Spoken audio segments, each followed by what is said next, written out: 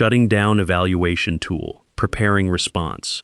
My adopted son stood in front of 500 wealthy wedding guests and called me a cheap handyman before ordering armed security guards to throw me out into the pouring rainstorm. I was 60 years old, bleeding from my palms after working 18 hours a day for 6 straight months and facing $5 million in personal material loans that I could never repay. Julian believed he was erasing my existence from his $40 million estate wedding, but he had no idea who was watching from the main gates. Let me tell you exactly how it all happened. My name is Arthur Pendleton. I am 60 years old, and I have spent 4 decades working as a master structural architect and high-end event designer based out of Northern Illinois and Chicago. 3 years after my beloved wife passed away from sudden heart failure, I poured my remaining life savings into raising Julian, treating him like my own biological flesh and blood, with endless affection. When Julian announced his high society engagement to the heiress of the nation's largest timber conglomerate, I promised to build them the most breathtaking wedding estate in modern American architectural history. The bride's wealthy family provided a massive $40 million budget for the venue, but Julian convinced me to manage every construction contract personally to save on third-party management and corporate oversight fees.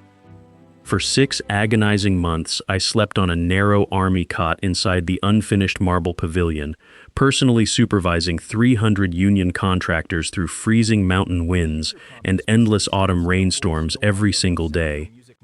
I personally hand-carved the mahogany archways and oversaw the installation of 80 tons of imported Italian travertine stone around the grand courtyard to ensure absolute structural perfection for the ceremony.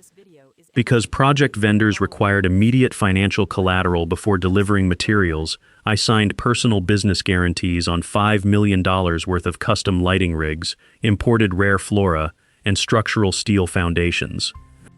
Julian assured me every single week that his corporate finance team would reimburse my personal credit lines before the final grand reception dinner took place inside the custom glass ballroom. I mortgaged my modest suburban home and maxed out 3 commercial credit accounts because I completely trusted the young boy I had coached through high school sports and university graduation. As the wedding date approached, I noticed Julian driving a brand new Italian sports car and wearing custom Swiss timepieces while continuously delaying my vendor payment receipts with vague corporate promises. He kept subtly reminding me that his bride's aristocratic family was obsessed with high society lineage, and that my dusty work boots should stay hidden out of sight behind the catering tents.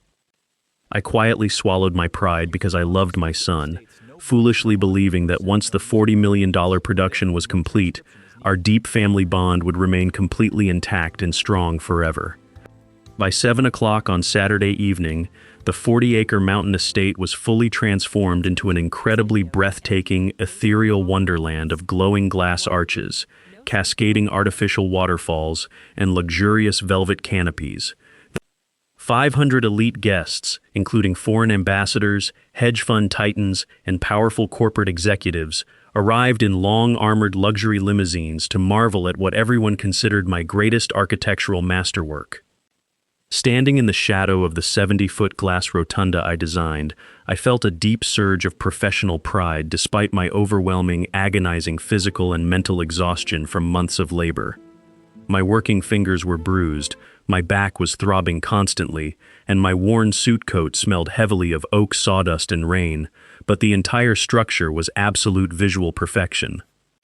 I carefully carried the original heavy blue leather binder containing my master architectural blueprints and the signed $5 million material reimbursement contract directly toward the massive entrance of the main reception hall. I intended to gently remind Julian to sign the final accounting release forms so I could immediately wire funds to my panicked lumber suppliers by early Monday morning without delay. Inside the grand, glowing ballroom, shimmering crystal chandeliers reflected brilliantly off gold leaf tables, and private orchestra strings resonated beautifully against the custom vaulted soundproof ceiling arches I had painstakingly built. Julian stood near the center stage wearing a magnificent $3,000 custom designer tuxedo, confidently holding a crystal glass of vintage champagne alongside his wealthy bride and her influential socialite mother. When I approached him discreetly near the massive ice sculpture, Julian's warm expression instantly turned icy cold, deeply disgusted, and openly hostile under the brilliant banquet spotlights illuminated high overhead. He dramatically stepped back as if my presence were a contagious disease, loudly demanding to know why a low-level, dusty maintenance worker was invading his private, highly exclusive family celebration. I honestly thought he was joking at first, so I held out the blue folder and softly mentioned the urgent $5 million vendor invoices currently waiting inside my truck down below. Julian aggressively snatched the contract from my trembling hands, raised his voice loud enough to capture the entire ballroom's attention, and sneered directly into my tired, worn face without any hesitation. He loudly announced to the silent crowd that I was merely a desperate day laborer who had been hired at minimum wage to sweep construction trash off the gravel driveway. The massive room fell completely silent as 500 billionaires and high society figures stared down at my frayed suit cuffs and dust-stained leather work shoes with visible, intense, unrelenting revulsion. Julian sneered arrogantly at me that his distinguished new family line had no place for uneducated blue-collar panhandlers who tried to crash a $40 million high society gala reserved exclusively for true elites. I stood completely frozen in shock as the young boy I had raised from age 6 looked me dead in the eye without displaying a single drop of warmth or recognition. Before I could utter even a single word of logical self-defense, Julian deliberately ripped my $5 million reimbursement contract into tiny pieces and scattered them casually across the polished marble floor. He loudly declared before everyone that my sloppy, amateur workmanship had nearly ruined the estate aesthetics, and that he was officially canceling my vendor credentials, effective immediately, without paying a single penny. The bride's arrogant mother snickered quietly behind her diamond-encrusted fan, commenting loudly for everyone around to hear that venue security should have vetted the hired staff much more thoroughly beforehand. Tears of absolute devastating humiliation stung my tired eyes as Julian authoritatively motioned for 4 towering private security guards stationed directly near the heavy double mahogany doors of the Grand Hall. He coldly ordered the guards to strip me of my master facility security pass, confiscate my personal phone, and physically escort my useless body off the private estate property immediately. 2 massive guards grabbed my shoulders roughly, wrenching my stiff arms behind my back, while Julian watched with a cold, triumphant smirk playing across his handsome face as I stumbled. They dragged me aggressively past long rows of staring aristocrats, through the grand foyer, and shoved me forcefully out into the blinding downpour sweeping furiously across the muddy main driveway. My tired knees hit the wet granite pavers hard, splashing icy muddy water all over my trousers as the heavy iron courtyard gates slammed shut with a deafening metallic bang behind me. The lead security guard disdainfully threw my worn leather blueprint case into the deep mud beside me, warning me sternly that returning would result in immediate criminal trespass charges and arrest. The freezing, torrential rain soaked right through my thin winter jacket within seconds, chilling me to the bone as jagged thunderstorm lightning flashed dramatically across the pitch-black mountain night sky.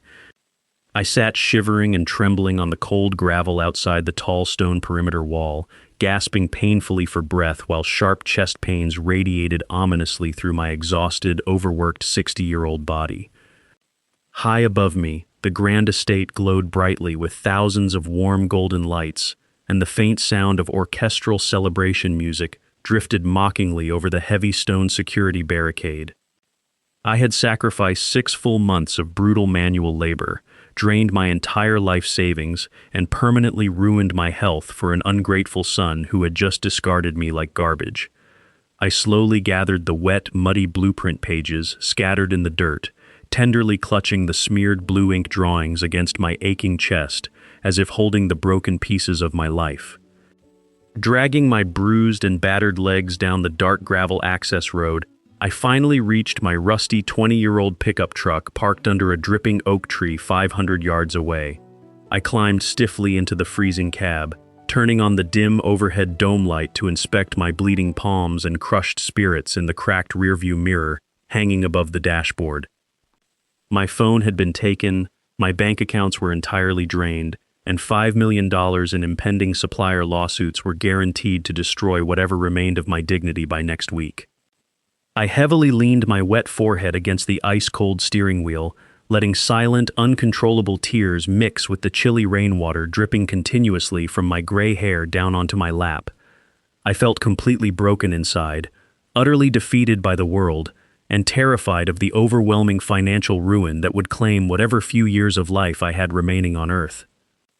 At precisely 9:30 p.m. that night, the heavy wrought iron gates of the grand estate slowly opened, and a sleek black luxury limousine rolled silently out onto the wet, glistening asphalt road. The expensive limousine did not accelerate down the main highway. Instead, it pulled over smoothly onto the gravel shoulder directly beside my battered, idling old pickup truck in the dark. The dark rear passenger door swung open, and a tall, silver-haired man wearing a tailored charcoal coat stepped out directly into the pouring rain without bothering to hold an umbrella. I recognized him instantly as 75-year-old Harrison Vance, who was the legendary reclusive billionaire founder of Vance Global Timber and the extremely wealthy, immensely powerful grandfather of Julian's brand-new socialite bride. Harrison was the sole financial power backing the entire $40 million wedding production, a famous industrial titan known throughout the nation for his ruthless business acumen and his fierce, unyielding personal privacy. He walked deliberately toward my driver's side window, his sharp gray eyes carefully inspecting the deep rust spots on my truck before fixing his piercing gaze directly onto my tired face. I nervously rolled down the foggy glass window slightly, feeling deeply embarrassed that a billionaire industrial titan was witnessing my pathetic, shivering breakdown all alone in the dark, stormy night. Harrison leaned down close to the open truck driver's side window, intently examining the mud-stained leather blueprint case resting on my lap under the cab's pale yellow overhead interior light bulb. He reached out a heavy-gloved hand, gently tapping the vintage brass eagle emblem stamped onto the corner of the worn leather binder that I was clutching so tightly against myself. Harrison slowly looked up into my tired eyes, his stern corporate expression softening instantly from harsh authority into a look of profound, disbelief-filled emotional realization as he studied my face. He asked in a low, raspy voice if my name was Arthur Pendleton, the young master carpenter who had worked the harsh Oregon logging camps back in the winter of 1994. I stared back at him in stunned silence, completely bewildered as to how this powerful, legendary billionaire knew my full name and a 30-year-old chapter of my forgotten working-class past. 30 years ago, long before Harrison built his global business empire, he was a broke, penniless logger, stranded without food during a brutal record-breaking snowstorm in the deep Oregon mountains. I had willingly shared my small, heated wooden cabin, split my very last loaf of bread with him, and helped him construct an emergency shelter when everyone else had abandoned him. I nodded slowly through the freezing rain, quietly confirming my true identity as Harrison's eyes unexpectedly filled with an intense emotional warmth that completely defied the bitter, freezing night weather. Harrison placed his strong hand firmly over my trembling knuckles, declaring that he had personally searched for me for over 2 decades to properly repay the debt that saved his life. He looked back up toward the glowing estate on the hill, asking sternly why the brilliant master architect of this magnificent property was sitting discarded and freezing out in the storm. With a trembling, unsteady voice, I explained how my adopted son Julian had publicly disowned me, destroyed my material reimbursement paperwork, and falsely claimed I was just an intrusive handyman. Harrison's weather-beaten face hardened into solid, cold stone as he realized that the ambitious young man marrying his beloved granddaughter was nothing more than a ruthless, deceitful sociopath and fraud. He immediately pulled an encrypted satellite tablet from inside his tailored coat, tapping the touchscreen rapidly to inspect the master financial auditing files for the $40 million wedding production budget. Within mere seconds, Harrison discovered that Julian had secretly embezzled $35 million from the corporate wedding trust fund, routing the stolen money directly into private offshore shell company accounts. Julian had maliciously used my personal business credit guarantees to pay local suppliers while pocketing the entire $40 million budget provided by Harrison's Timber Corporation to enrich his private offshore accounts. Harrison looked at me with fierce, unwavering determination, promising me solemnly that the agonizing humiliation I had suffered tonight would be answered immediately with swift, absolute, and completely unyielding legal justice. He personally opened my truck door, ordering his armed executive security detail to carefully assist me into the luxury warmth of his private limousine with absolute honor and deep respect. Harrison immediately dialed his corporate chief legal officer and the state attorney general, declaring firmly that the wedding celebration was over and that Julian's criminal arrest was commencing right now. Harrison's personal physician immediately wrapped a warm cashmere blanket around my shivering shoulders inside the heated leather limousine and began treating the raw, bleeding blisters covering my swollen working palms. The reclusive billionaire handed me a steaming cup of dark coffee, promising that before the sun rose tomorrow, every dollar owed to my suppliers would be paid directly from his corporate trust account. 5 black SUVs carrying Harrison's elite corporate security team pulled up behind us, their red and blue emergency lights flashing silently against the heavy rain pouring down the dark mountain highway. Harrison leaned over to his chief of security and commanded him to immediately secure all perimeter exits, shut down the main private airfield, and lock down the estate grounds completely. Our heavy convoy made a sharp U-turn, driving directly back toward the massive wrought iron gates that had shut me out in bitter humiliation only 20 minutes earlier in the freezing storm. The private security guards at the gate raised their flashlights arrogantly, but their faces turned pale with shock when they recognized the billionaire owner of the entire property sitting inside. The heavy gates swung open instantly, and our fleet of black vehicles glided smoothly up the steep granite driveway I had spent 3 exhausting months designing and paving with heavy stone. Harrison looked out the tinted window at the glowing glass rotunda, remarking softly to me that true architectural brilliance requires an honorable soul that an arrogant fraud like Julian could never comprehend. When the limousine pulled up directly beneath the covered entrance porte-cochere, Harrison stood up, adjusted his tailored coat, and motioned for me to walk beside him proudly into the main hall.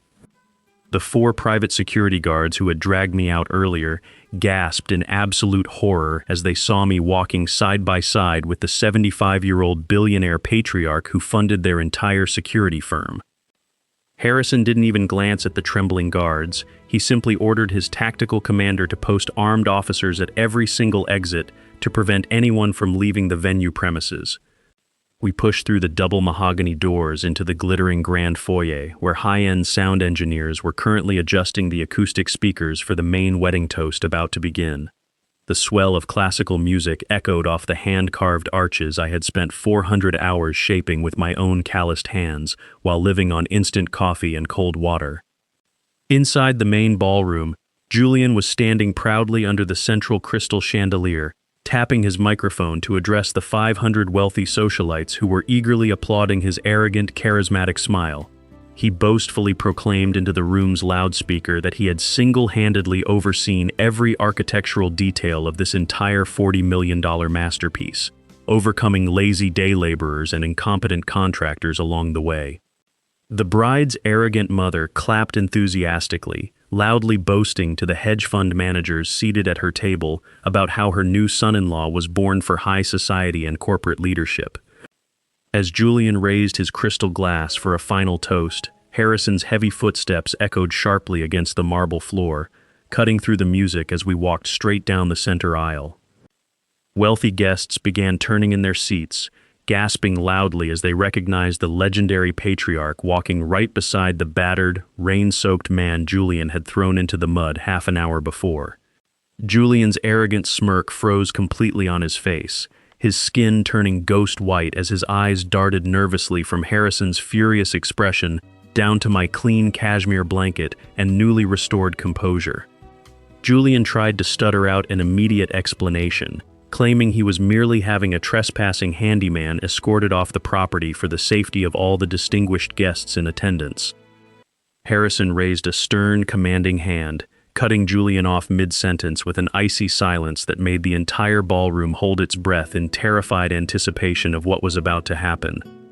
Harrison stepped up firmly onto the main stage, snatched the wireless microphone directly out of Julian's trembling hands, and turned to face the stunned, silent crowd of 500 social elites. He declared into the microphone that this entire wedding celebration was officially canceled, effective immediately, because the groom standing beside him was a fraud, a criminal thief, and an ungrateful coward. Loud gasps erupted throughout the grand banquet hall as the bride dropped her flower bouquet in shock, and her socialite mother stood up, hysterical, protesting that Harrison was making a mistake. Harrison silenced his socialite daughter-in-law with a sharp glare, publicly announcing that his forensic auditing team had spent the last 2 hours analyzing the project bank accounts and corporate wire transfers. He revealed that Julian had stolen $35 million from the Wedding Construction Trust Fund, funneling the money into offshore accounts in the Cayman Islands while refusing to pay vendors. Furthermore, Harrison exposed how Julian had forged my signature on high-interest loan agreements, leaving me personally liable for $5 million in material debts while taking credit for my design. The entire crowd turned their gazes toward Julian in overwhelming disgust as Harrison held up the torn pieces of my reimbursement contract that security had swept up off the marble floor. Harrison pointed his hand directly at me, introducing Arthur Pendleton as the sole master architect, structural builder, and artistic creator responsible for every square foot of this magnificent $40 million estate. He recounted to the entire room how 30 years ago in Oregon, when he was penniless and dying in a blizzard, I shared my cabin, food, and shelter without asking for anything. Harrison spoke with emotion, stating that while Julian called me a cheap handyman, I was in fact a man of incomparable honor, craftsmanship, and moral character worth more than money. The room remained deathly quiet as Harrison explained that he had been searching for his old benefactor for decades, only to find him being discarded by his own adopted son. Julian dropped to his knees on the stage, crying hysterically and grabbing Harrison's pants leg, begging for a second chance and pleading that it was all a terrible financial misunderstanding. Harrison kicked his leg free with absolute disgust, telling Julian that true character is revealed by how a man treats the person who raised him when he thinks no one is watching. Suddenly, the heavy glass doors of the grand ballroom burst open, and 6 uniformed state troopers accompanied by federal financial crime investigators marched directly into the center of the hall. The lead federal agent stepped up onto the stage, presenting an emergency warrant for grand larceny, wire fraud, identity theft, and embezzlement, signed by a federal judge 30 minutes ago. They pulled Julian up from the floor, pulled his arms behind his back, and snapped heavy steel handcuffs around his wrists right in front of his socialite fiancée and her mother. Julian panicked, screaming out my name, begging me as his father to save him and tell the officers that it was all a misunderstanding that could be settled quietly out of court. I stood beside Harrison, looking down at the crying boy I had raised, feeling a profound sense of sadness but knowing that he had chosen his own path through arrogance and greed. I quietly told him that 30 minutes ago he tore up my contract and called me a cheap handyman, and now he would have to answer to the law as a criminal. The state troopers dragged Julian out of the grand ballroom, his pathetic cries echoing off the marble walls as guests pulled out their cell phones to record his shameful arrest. The bride's mother fainted into a chair, while the bride threw off her engagement ring in disgust, declaring that the wedding was over and storming out through the VIP exit. Harrison stepped back up to the microphone, addressing the remaining guests with calm authority, informing them that valet drivers were ready to escort everyone safely off his private estate grounds. Within 45 short minutes, all 500 wealthy socialites, politicians, and high-level corporate executives completely evacuated the grand ballroom, leaving behind an eerie silence inside the illuminated glass rotunda building. Harrison brought me directly into the private estate office, where his elite corporate attorneys were already drafting legal documents to completely resolve my personal debts and settle all outstanding vendor obligations. He handed me a pen and a master property transfer deed, explaining that because he was the sole legal owner of the land, he was transferring the entire estate to me. Harrison explained that the entire $40 million estate property was now legally registered under my full name, transforming my 6 months of bitter sacrifice into a permanent, fully protected personal asset. In addition, Harrison's financial trust immediately transferred $5 million overnight directly into my commercial business account to clear every single equipment lease, raw material order, and subcontractor invoice pending. I sat in the plush leather chair, staring at the bank confirmation screen, tears of relief falling onto my hands as 30 years of anxiety evaporated in a single moment. Harrison placed a warm hand on my shoulder, telling me that 30 years ago a loaf of bread saved his life, and tonight he was merely balancing the scales of justice. Over the next 3 days, federal prosecutors built an unassailable criminal fraud case against Julian, discovering additional offshore accounts and forged bank documents spanning 3 separate major corporate development contracts. Julian's criminal defense attorney called me twice, desperately begging me to drop the civil lawsuits and sign an affidavit asking for court leniency before his upcoming federal bail hearing in Chicago. I calmly told his lawyer that Julian made his ultimate choice when he destroyed my contracts and threw me into the storm, and I firmly refused to interfere with justice. The federal magistrate judge denied Julian bail due to the massive flight risk posed by his offshore funds, remanding him directly to a federal detention center while awaiting his criminal trial. Federal marshals seized Julian's new Italian sports car, luxury timepieces, and high-rise penthouses in downtown Chicago, auctioning them off to fully reimburse the victims of his elaborate corporate financial scams. Meanwhile, I returned to the 40-acre mountain estate, no longer as a penniless, overworked contractor sleeping on an army cot, but as the sole legal owner of the entire property. I officially established the Pendleton Architectural Institute on the grounds, converting the grand glass rotunda into an advanced training center for talented young working-class builders and underfunded independent trade craftsmen. Harrison became a frequent visitor, coming by every Thursday afternoon to sit on the quiet mahogany porch, drinking black coffee and reminiscing about the old logging days in Mountain, Oregon. 6 months later, Julian formally pleaded guilty to multiple federal wire fraud and embezzlement charges, receiving a strict 15-year sentence in federal prison without the possibility of early parole. He wrote me a lengthy letter from state prison, expressing deep sorrow and desperately asking if I would visit him during visiting hours to give him a father's final blessing. I wrote back to him calmly, telling him that while I had forgiven him in my personal heart, true trust once broken cannot be rebuilt with empty words written behind prison bars. I enclosed a small copy of the original master blueprint for the estate, reminding him that any life built on lies and deception will always crumble when the storm arrives. Today, the 40-acre estate thrives as a thriving sanctuary of honest trade, integrity, and master craftsmanship, welcoming dozens of young apprentices who take genuine pride in working with their hands. I no longer wear a frayed suit coat or clutch smeared blueprints out in the freezing rain. I stand on my own granite courtyard wearing clean clothes with my head held high. All $5 million in vendor debts are completely paid, my suburban home mortgage is fully cleared, and my commercial business reputation across Illinois is restored to absolute professional excellence. Sometimes I stand alone and look out toward the iron gates where security pushed me into the mud, remembering how close I came to surrendering to despair on that dark night. I learned through bitter hardship that money and high society can buy expensive tuxedos and grand parties, but they can never purchase genuine integrity, true loyalty, or a clean conscience. The simple seeds of kindness planted 30 years ago in an Oregon snowstorm produced an unexpected harvest of justice that saved my life when my own adopted son abandoned me. Harrison and I often sit together on the broad stone terrace at sunset, looking out over the rolling mountain valleys as the soft evening lights gently illuminate the glass rotunda. We talk extensively about the future of the Institute, planning new educational scholarships for talented young carpentry students who possess drive, discipline, and deep respect for honest working trade labor. My late wife's framed photograph rests proudly on the desk in my new study, and I know she is watching down from above with peace and joy in her heart.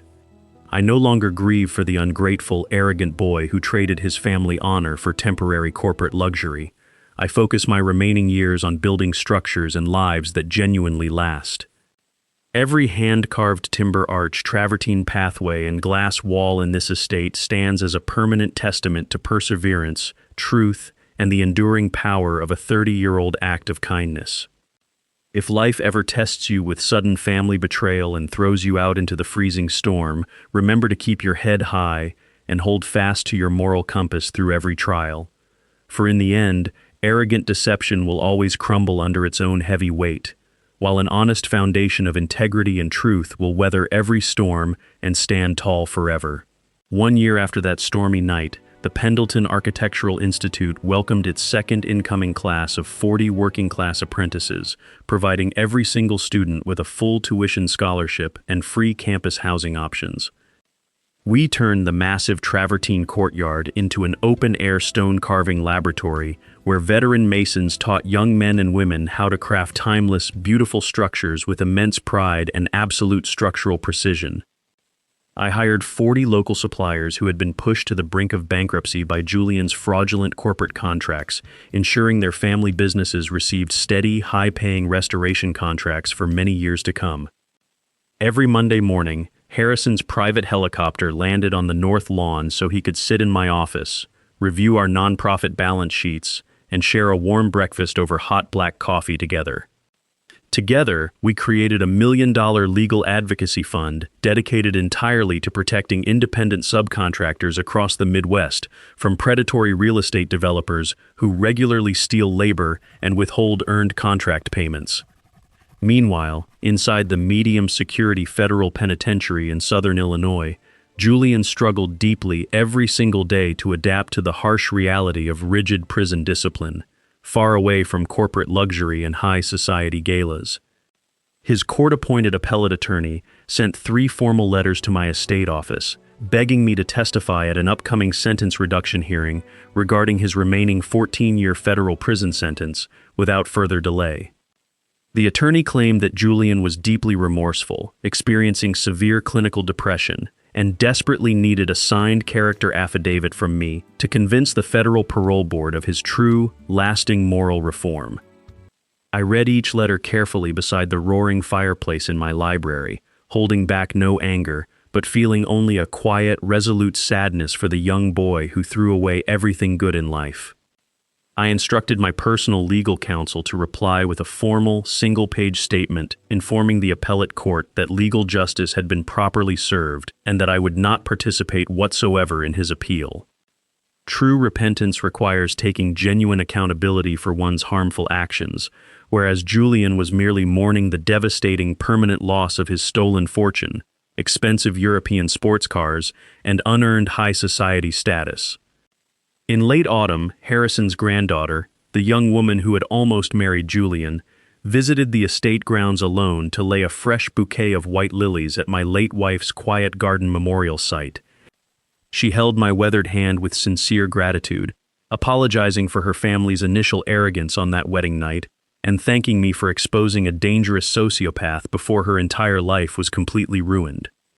We sat together inside the glass rotunda, talking quietly about how wealthy social circles often mistake superficial charm for genuine moral character, blinding good people to dangerous, highly predatory behavior in others. She later joined our Institute Board of Trustees, donating $10 million from her personal inheritance trust fund to establish specialized engineering programs for talented young female architects across the entire country. By the second anniversary of the betrayal, our institute had fully restored 12 historic public buildings across Chicago, earning widespread national recognition for preserving classic American craftsmanship and structural integrity.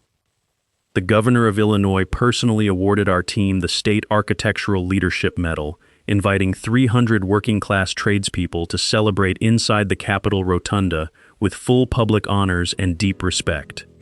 Standing on that stage in Springfield, wearing a tailored charcoal suit paid for with my own honest earnings, I looked out at the cheering audience and felt complete, unbroken peace deep inside my heart. I did not achieve this public recognition through corporate deception or political maneuvering. I earned it through 40 years of relentless physical sweat, honest manual labor, and unwavering professional architectural craftsmanship. Word eventually reached me that Julian had been transferred to a low-security prison facility in Indiana after agreeing to testify against two corrupt offshore bankers who helped him hide stolen money in secret. His former socialite friends had completely abandoned him, steadfastly refusing to accept his collect phone calls or deposit money into his prison commissary account, leaving him utterly isolated and forgotten by everyone. He sent one final handwritten letter on thin-lined notebook paper, asking if I could send him a single photograph of the magnificent estate where he had once tried to destroy my entire life. I folded the letter carefully, placed it inside my desk drawer beside my wife's wedding ring, and chose to leave the request completely unanswered, protecting the quiet peace I had painstakingly rebuilt for myself. Some relationships cannot be restored simply because someone feels lonely in a cold prison cell. Strict boundaries are necessary when a person has proven they will destroy you without a second thought. Instead, I focused all my emotional energy on mentoring an ambitious 18-year-old orphan named Marcus, who possessed the exact same deep passion for custom wooden joinery that I had 50 years ago. Marcus had grown up in foster care, working long night shifts at a local lumber yard to pay for his night school classes, while living in a cramped, cold basement apartment in downtown Chicago. When I saw the extraordinary detail in his hand-carved oak models, I knew instantly that this young man represented the true future of honest American building and master structural design across our nation. I took Marcus under my wing, teaching him every advanced structural technique I knew, from complex load-bearing calculations to hand-finishing rare, heavy hardwoods with natural organic oils and pure beeswax. Watching him present his first complete pavilion blueprints to our faculty review panel brought tears of fatherly pride to my eyes, filling the painful, empty void that Julian had left behind in my life. Fatherhood is not defined by biology or legal adoption papers. It is proven through sacrificial love, honest daily mentorship, and passing down moral values that elevate the next generation toward genuine goodness. On a crisp October afternoon, Harrison arrived at the estate, carrying a vintage wooden chest he had recovered from an old storage locker in the timber country of Pacific Northwest Oregon. Inside were the original rusty crosscut saws and iron wedges we had used together 30 years ago when we survived that brutal, freezing winter blizzard inside our small wooden mountain cabin together. We mounted those historic tools above the fireplace in the main student hall, placing a small brass plaque beneath them that read clearly for all to see, "True integrity and kindness are never forgotten." Students walked past that display every morning before entering their workshop lectures, reminded that humble working-class beginnings and honest manual labor are the true bedrock foundation of lasting human achievement. During our annual winter gala, 500 guests gathered inside the glass rotunda, not for high society gossip, but to raise $2 million for young working-class tradespeople across the entire Midwest. I stood at the main podium, looking down at the gleaming marble floor where Julian had once ripped my contract into pieces and thrown me into the freezing rainstorm outside in the dark. There were no security guards waiting to drag me away, no cold insults from arrogant socialites, and no impending financial lawsuits threatening to take away my family home and blue-collar livelihood. I addressed the crowd, sharing how the worst night of my entire life became the very foundation for an enduring legacy that was currently transforming thousands of young working-class lives across America.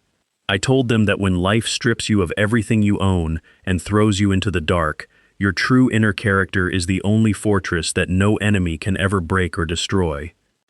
When Harrison stepped up to speak, the entire room stood up in unanimous applause, honoring a 76-year-old industrial titan who measured his true wealth by the lives he elevated through generosity.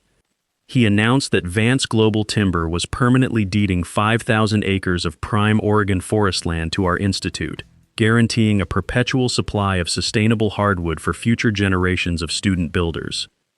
That night, as the music played soft jazz melodies across the illuminated courtyard, I walked outside alone, taking a deep breath of the cool, refreshing, crisp autumn night air under the stars.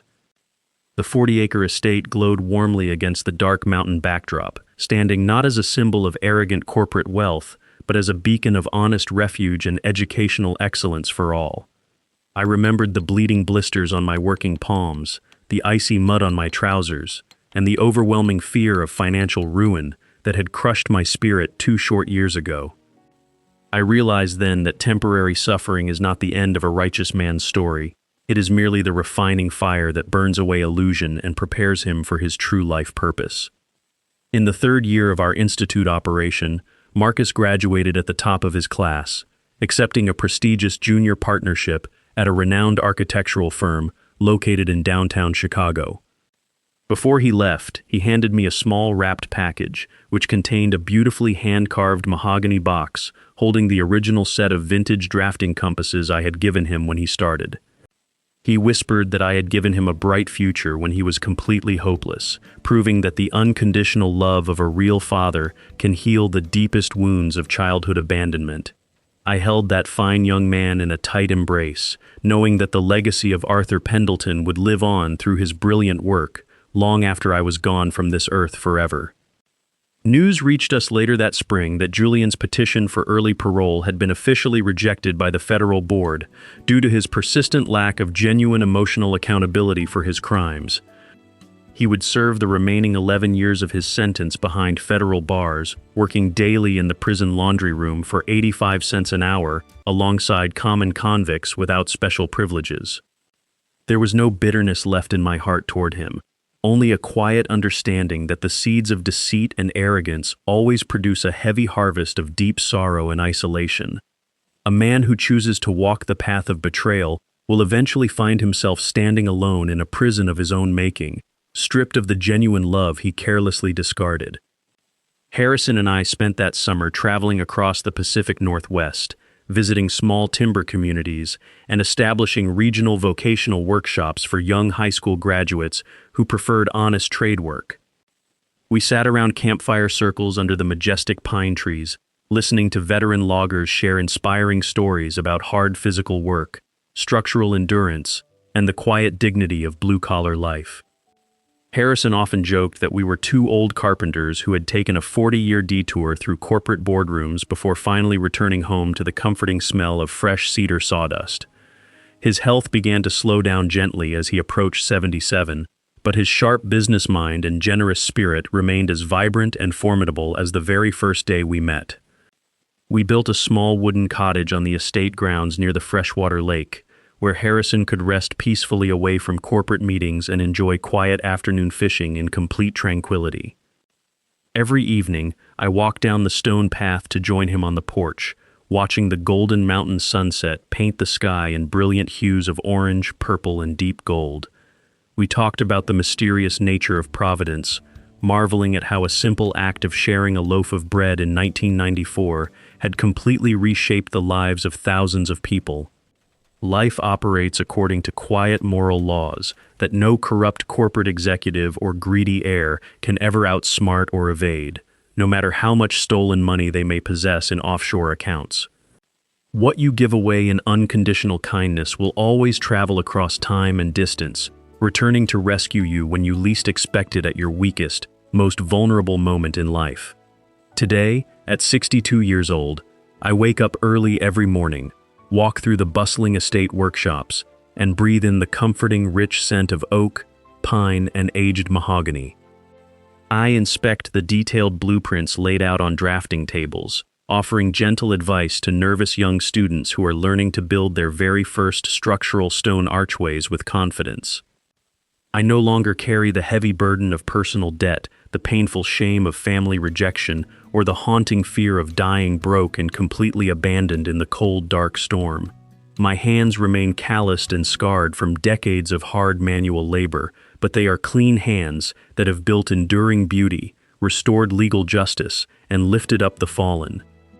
The grand $40 million estate stands proud and strong today, its glass rotunda reflecting the bright morning sun, fully paid for and permanently protected under a non-profit trust deed for future generations.